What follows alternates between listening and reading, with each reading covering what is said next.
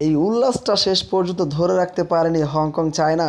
4 উইকেটে জয় পেয়েছে শ্রীলঙ্কা, বলতে গেলে সান্ত্বনার জয় পেয়েছে শ্রীলঙ্কা।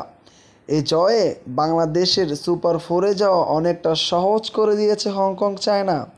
সমীকরণগুলো তাই হয়তো বলছে, যেখানে ম্যাচটা জয়লাভ করার কথা হংকং চায়নার, সেখানেই আক্ষেপের 4 উইকেটের হার মেনে নিতে হয়েছে হংকং চায়নার। 149 রানে প্রথমেই তারা লক্ষ্য স্থির করে দেয় শ্রীলঙ্কাকে।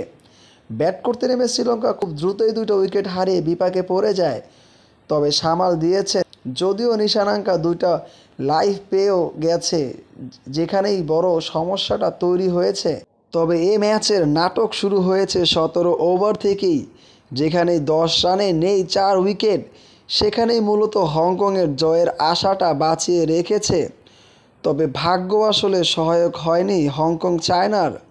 ওয়েনিন্দু হাসারাঙ্গা আশীর্বাদ হয়ে এসেছে শ্রীলঙ্কার। 9 বলে 20 রান করেছেন, তাতেই বাজিমাত। শ্রীলঙ্কার 4 উইকেটে জয়, এতে করে হংকংয়ের আশাটা নষ্ট হয়ে গেছে। অপরদিকে যারা বাংলার ফ্যান রয়েছেন তারাও কিছুটা আশায় ছিল, শ্রীলঙ্কা হেরে গেলে বাংলাদেশ দলের জন্য আরও একটা চমক হতে পারত। তবে সেই চমকটাকে নষ্ট করে দিয়েছে ওয়েনিন্দু হাসারাঙ্গা। 150 রানের টার্গেট যেভাবে করে মোকাবেলা করেছে হংকং চায়না, সত্যিই অবিশ্বাস্য।